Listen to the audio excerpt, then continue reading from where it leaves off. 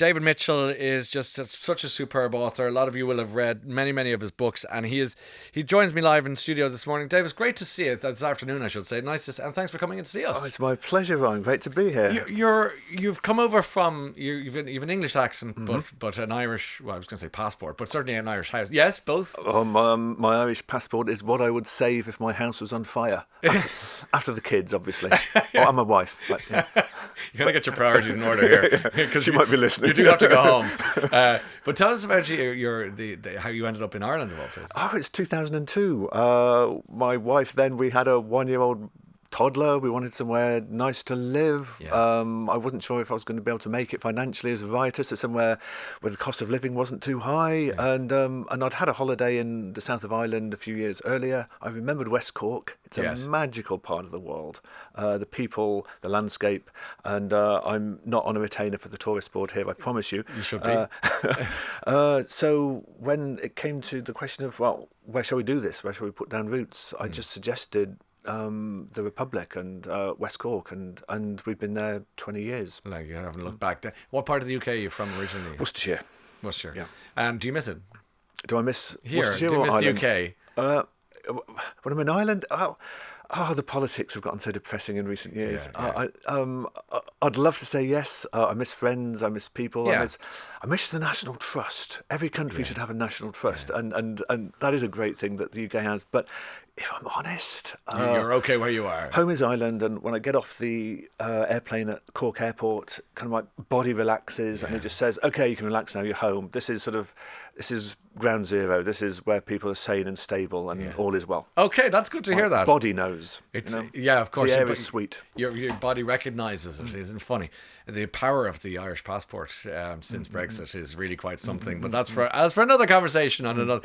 You're promoting many things, but really, it's the special anniversary edition celebrating 20 years of Cloud Atlas. Congratulations! I mean, it is an extraordinary achievement of a book, but it must be peculiar for you 20 years later, still going. In this regard, it's lots of things. Peculiar is one word. I have an enormous sense of gratitude to the book for the people I've met through it, via it. Of course. Even your good self this morning. It's wonderful to have had a hit album. It is my hit album. If I have an obituary anywhere where I die, I'm sure the words Cloud Atlas will be in the first line. Yes. And it is odd right now. I'm 55, feeling like a slightly strange travelling salesman employed by my 32-year-old self who wrote the book. But it's there. I'm proud of it. But it sounds like you've just described a character from Cloud Atlas. Too meta, Mr. Tubridy. Too meta. Shape-shifting into, back to your 35-year-old self, talking about a book that, and now, all these years, 20 years later, here you are at the top of the tower overlooking the Thames going, how the hell did this happen? Look, I'm really honoured. You've obviously read the book, and thank you. Yeah, really, many years ago. It's very kind of you, though. You have a lot of guests and a lot of authors. I'm really touched. Thank you. Can you give us the blurb for? I could do, but if you're the author, 6 worlds, a Russian doll structure. You start off in 1850, and in that world, something happens, but then it turns out that is just half of a book that someone in the 1930s is reading, who has their adventure, and they write about it in letters, which are found in the 1970s, which turns out to be a kind of an airport novel, after all, that someone is reading in the present day, which turns out to be a sort of film that someone is watching in futuristic Korea in about 50, 60 years from now, which in turn turns out to be a fireside yarn being told on the big island of Hawaii in the 24th century, how it's a post-apocalyptic future. But then that's just the middle of the book, because then we go backwards through those stories, and we get the continuations of those stories to the end in what I hope is a story for the heart and the head. And how was that as an elevator pitch, Mr. Tubridy? I have to say, David, I was entranced, because you weren't looking at me directly, because you had to go to this other world, or many of them, and to punch the bullet points that you need to do. Ding. But that was beautiful. Oh, bless you. So bless you, now bless everyone's you. gone. You bring out the best in me. You really do. No, it's true. You do it yourself. And a lot of people will have seen the film version of Cloud Atlas. It was Tom Hanks, and Yeah. I mean that was another great achievement. It was. I love it. Yeah. Did you enjoy watching it? Yes, I did. Was it freaky? Was it beautiful? Yeah, freaky and beautiful. Just to think that lines you wrote in the back bedroom with your 18-month-old on your arm trying to get her to sleep, which you were writing with your right hand, is then being those lines then appear being said by Tom Hanks. That's quite freaky and sort of glorious. Yes. And it's the least adaptable thing I've ever written. And it's the only thing I've ever written that has been adapted into a movie. So there's this lovely thing, and just the relationships it brought me. I'm still friends with one of the directors of it. And so, as with the book, I just have gratitude and relief that the film was good. Relief that I don't have to kind of talk through clenched teeth about it. Yes, but, yes, yeah. Yeah. That must be a curse, but that's not an issue for you. When you do book signings for Cloud Atlas now, 20 years later, and you're doing a mini tour around the place about this, is there a common thread in terms of what people say to you about their experience of the book, why it meant something to them? Because it is a classic, a modern classic. I sort of hate saying nice things about myself. No, please, we're allowed. You're in safe space. Someone described it to me as a humanist Bible, which I won't forget. I thought, thanks for that. Just the other thing is also just younger authors, sort of versions of me as I was when I wrote it, just coming up to me and saying, yeah, thanks for that, because now I can take some freaky idea to my editor and say, well, look, it's not as mad as Cloud Atlas, or even it is as mad as Cloud Atlas, and that did okay. So there's this sort of sense it has legitimised younger writers, just given them a little bit of elasticity in terms of what they can try to write. And that's the best legacy for me of all. That's lovely. Easily that one. We're shooting the breeze here with David Mitchell, our author today, promoting a special anniversary edition celebrating 20 years of Cloud Atlas.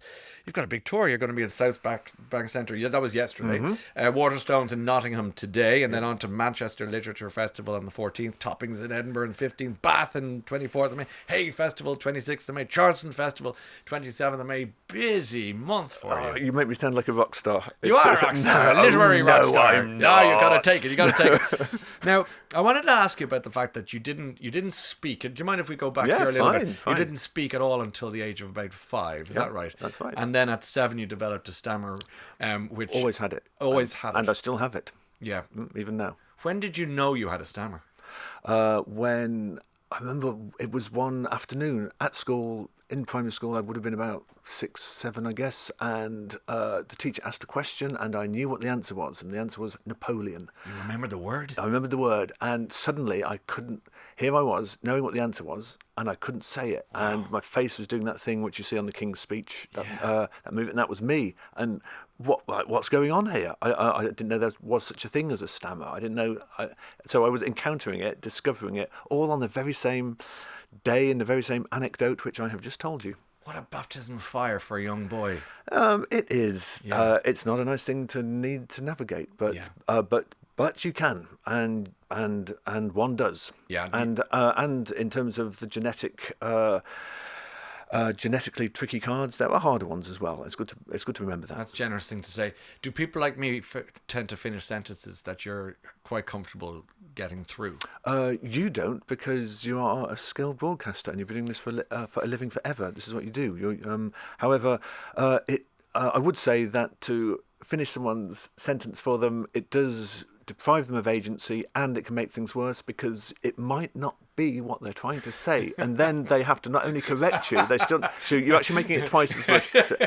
Just the best thing you can do is to show them that you don't give a damn how long it takes for them to get to the end of the sentence. You just transmit that vibe, and that actually helps more than anything. That's extraordinary, and that lets for a more fluent process then, I suppose. Mate, you know this. You know the score. You're a broadcaster, of course you do. Tell me, was there a moment in terms of being able to defeat it, because you obviously don't have a pronounced stammer at all now, so is there a way, or I still have it.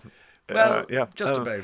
No. I still have it, and the moment was to stop thinking of it as something you have to defeat. Okay. It's not an enemy within that you have to sort of vanquish, and the more you try to sort of defeat it by willpower, and this is a great myth, if only you try harder, you won't stammer.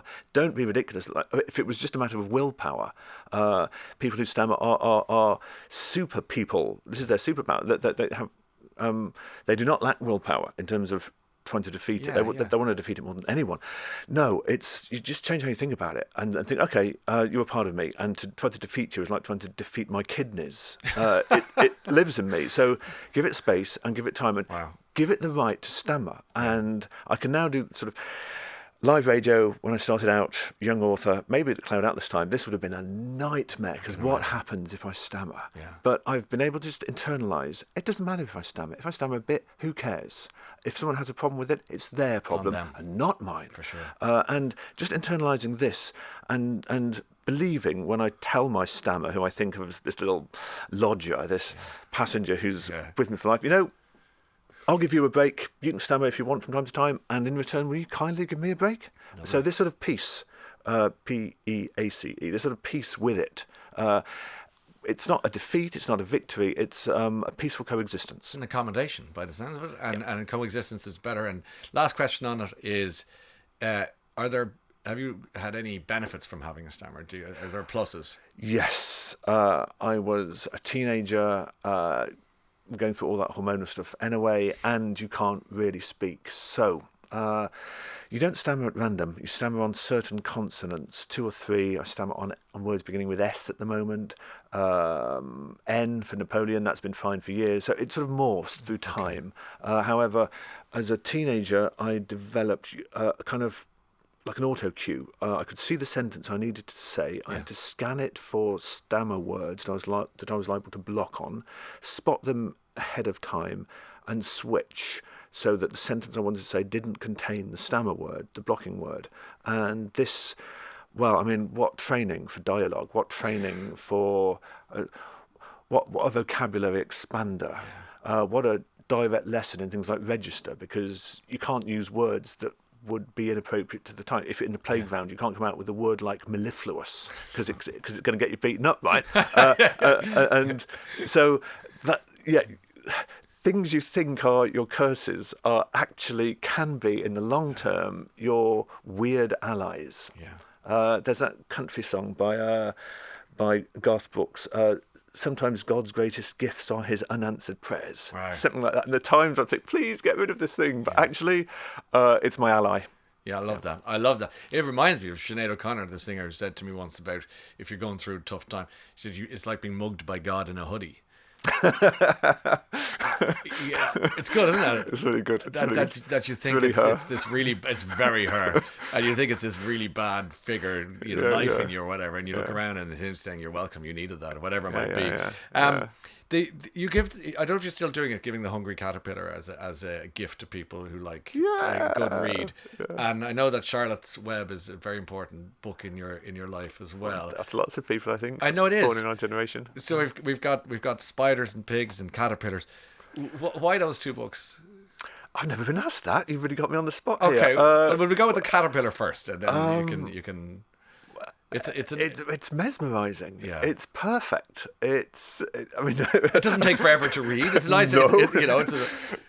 And it's concise. The children can eat the hardback. You can eat the hardback. It's sort of really good for young teething kids. You're perfect. Literally, the hungry book, the hungry caterpillar. The incredible book-eating boy. And it's a metaphor for resurrection and transformation. You won't be stuck in this podgy, hungry body forever. You can be reborn into butterfly versions of yourself. So hang in there. Hang in there, and remember the expression goes, did you read it? He eats books. Literally eats books. Charlotte's Web, then, in a few words, is important to you because...